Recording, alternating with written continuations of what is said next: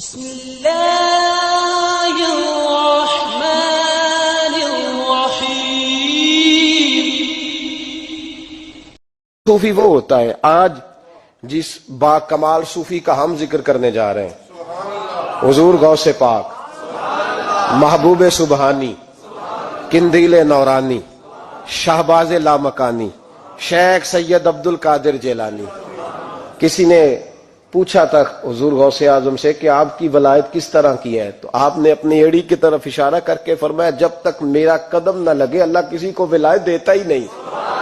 تو میری ولایت کی بات کرتے ہو، میں جب تک مور نہ لگاؤں اللہ کسی کو ولی بناتا۔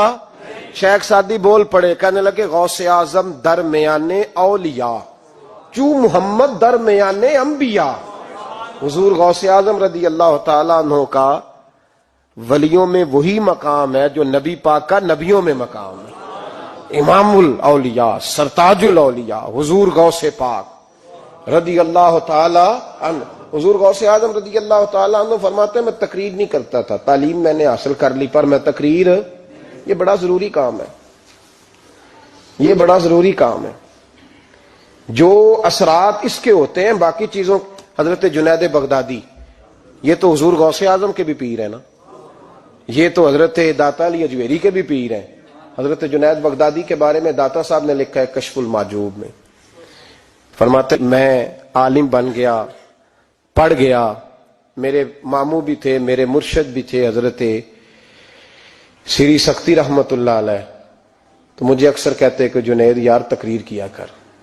میں کہتا ہوں حضور ابھی میں نیک نہیں، ابھی میں خود ٹھیک نہیں۔ میرے پیر بھائی بھی مجھے کہتے کہ حضرت کی بھی خواہش ہے تو ہمارا بھی دل کرتا ہے، لگتا ہے کہ آپ کی گفتگو کی برکت سے اللہ بڑے لوگوں کو ہدایت عطا فرمائے گا، آپ وسیلہ بنیں گے، تو بات کیا کریں۔ کہتے میں ٹال دیتا، میرے نصیب دیکھو، ایک دن میں اپنے گھر میں سویا ہوا تھا تو اچانک بغداد کی ساری گلیوں نے مہکنا شروع کر دیا۔ فرماتے اچانک ٹھنڈی خوشبوئیں پھیل گئیں، میرے نصیب دیکھو کہ مجھے مصطفیٰ کریم کا دیدار نصیب ہو گیا۔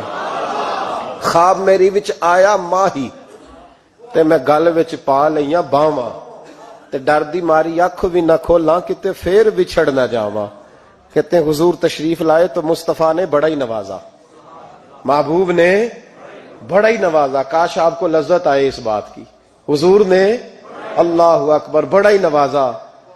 کہتے ہیں محبوب جانے لگے تو ہلکا سا جملہ، میٹھی سی بات، ایک جملہ بڑا میٹھا سا، جاتے دفعہ فرمانے لگے جنید تقریر کیا کر یار، تقریر کیا کر۔ داتا صاحب لکھتے ہیں، داتا صاحب فرماتے ہیں کہ حضرت جنید بغدادی کہتے ہیں عرض کی حضور اب تو ضرور کروں گا، اب تو روز کروں گا، کھول کے کروں گا۔ فرماتے ہیں میں جب اٹھا نا، فجر کی اذان ہوئی، وضو کیا، سنتیں پڑھی تو دل میں چور آ گیا۔ میرے دل میں خیال آیا کہ پیر صاحب نے تو کبھی نہیں بتایا کہ انہیں دیدار ہوا ہے، تو مجھے تو ہوا ہے نا۔ پیر صاحب نے، بہت سارے لوگ پیر صاحب سے خود سیانے ہوتے ہیں نا، ان کو خود نور نظر آتا ہے روز خواب میں، وہ بہت سارے جلوے خود بیان کر لیتے ہیں۔ تو کہتے ہیں میرے دل میں خیال آیا کہ پیر صاحب نے تو کبھی نہیں بتایا تو مجھے تو ہوا ہے۔ کسی درویش نے ایک شعر کہا تھا پر بڑے مسئلے اس نے حل کیے، وہ کہنے لگا جڑے محرم راز حقیقت دے او راز حقیقت کھول دے نہیں، او جنہ ویکھیا نہیں او کرن گلاں، جنہ ویکھ لیا او تے بول دے ہی نہیں، جنہ ویکھ لیا او ان سے بولا جاتا بھی نہیں، بولا جاتا بھی نہیں۔ تو کہتے ہیں میں سنتے گھر پڑی تو خرامہ خرامہ چلا تو دل میں چور تھا، بانج فقیروں کسے نہیں ماریا، اے ہوئی چور اندر دا۔ کہتے میں گیا حضرت کے پیچھے نماز پڑھی 7ویں صف میں، تو اندر چور تھا کہ میرا تو درجہ اونچا چلا گیا ہے لیکن مجھے دیدار ہوا ہے۔ تو کہتے ہیں نماز حضرت نے خود پڑھائی تو نماز پڑھا کے کہنے لگے جنید آگے آ جا۔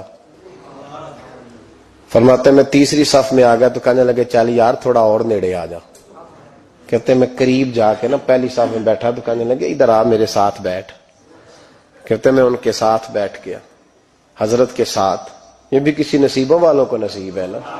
کہتے ہیں میں ساتھ بیٹھ گیا مرشد کے، تو شیخ تسبیح رول رہے تھے، ادھر دیکھنا میری طرف، تسبیح پھیر رہے ہیں، اور تسبیح پھیرتے پھیرتے نا اچانک آنکھ اٹھائی اور میری طرف دیکھ کے کہنے لگے اب تقریر کرو گے نا، جڑے محرم راز حقیقت دے، اب کرو گے نا تقریر۔ تو میرے اندر تو چور تھا، میں نے کہا جی اب کیا ہوا ہے؟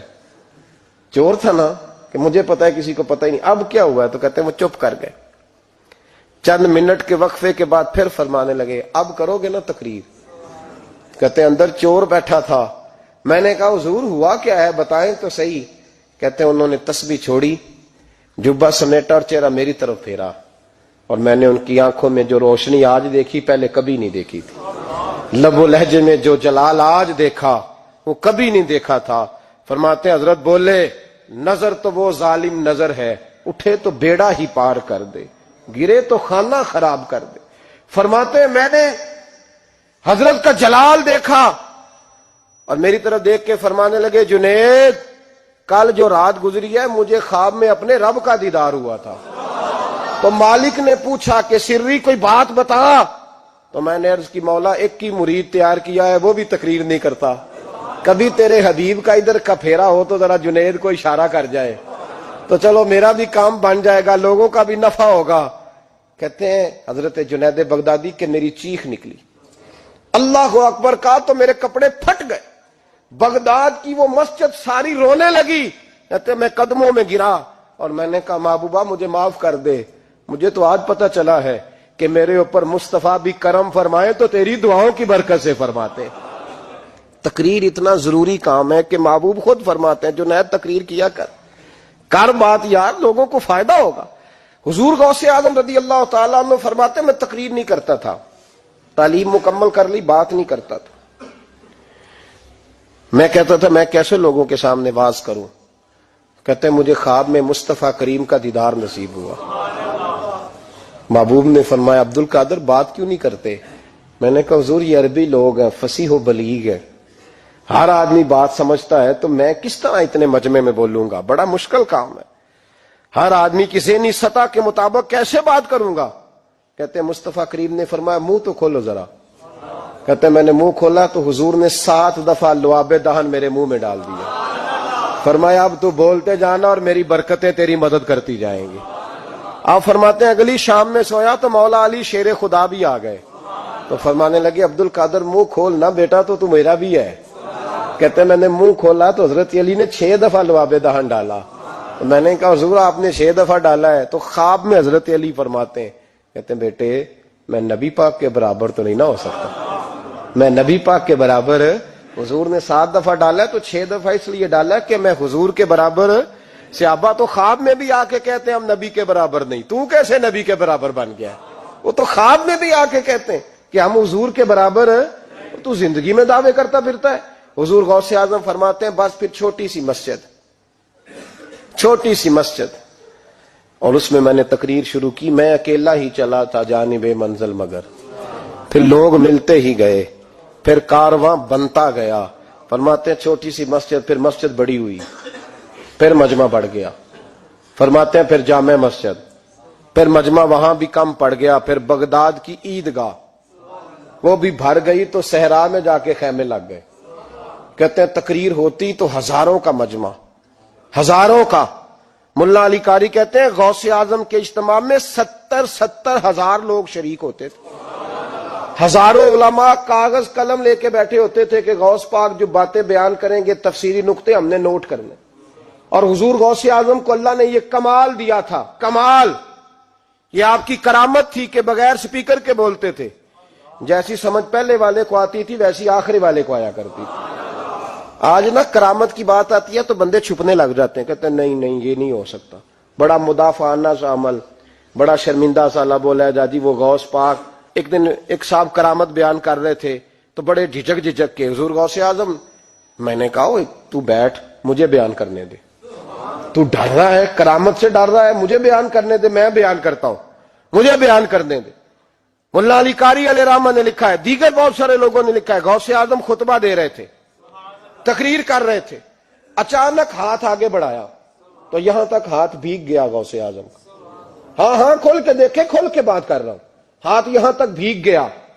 مرید کہتے ہیں ہم نے پوچھا حضور پانی بھی کوئی نہیں، ہاتھ بھیگ گیا۔ میں چپ کر کے سبق پڑھو، شاگردوں کو پڑھا رہے، چپ کر کے سبق پڑھو۔ تھوڑی دیر گزری، چند گھنٹے تو ایک قافلہ آ گیا، سارے لوگ پانی میں بھیگے ہوئے ہیں۔ حضور غوث اعظم کے سامنے کھڑے ہوئے، کہا حضور آپ نے بڑی کرم نوازی فرمائی، بڑی کرم نوازی۔ وہ شاگرد کہنے لگے ہوا کیا؟ تو وہ لوگ کہنے لگے کشتی میں بیٹھے تھے تو کشتی ڈوبنے لگی. ہم نے کہا یا شیخ عبد القادر جیلانی، خدا کے فضل سے ہم پر ہے سایہ غوث اعظم کا، ہمیں دونوں جہاں میں ہے سہارا غوث اعظم کا. کہتے ہیں حضور غوث اعظم نے وہاں بیٹھے ہاتھ لگایا اور ڈوبتی کشتی کو باہر نکال لیا. اور ڈرنے لگے، کہنے لگے جناب یہ کرامت لوگ نہیں مانیں گے. تو میں کہا جنہیں نہیں مننا نہ مننے. ان کے کانوں کے نا پیچھے خارش ہوتی ہے جب اس طرح کی ولیوں کی بات بتائی جائے. وہ تو حضور غوث اعظم کی بات نہیں مان رہا. پڑھنا سورہ نمل پڑھ. حضرت سیدنا سلیمان علیہ الصلوۃ والسلام اپنے محل میں بیٹھے دربار میں، فرمایا ملکہ بلقیس کا تخت چاہیے. تم قرآن نہیں پڑھتے؟ ملکہ بلقیس کا تخت چاہیے. تو ایک جن اٹھا، اس نے کہا دربار برخاست ہونے سے پہلے، دربار کے برخاست ہونے سے پہلے، بے شک آپ 5 منٹ میں برخاست کر دیں تخت آ جائے گا. ہزاروں میل دور تھا.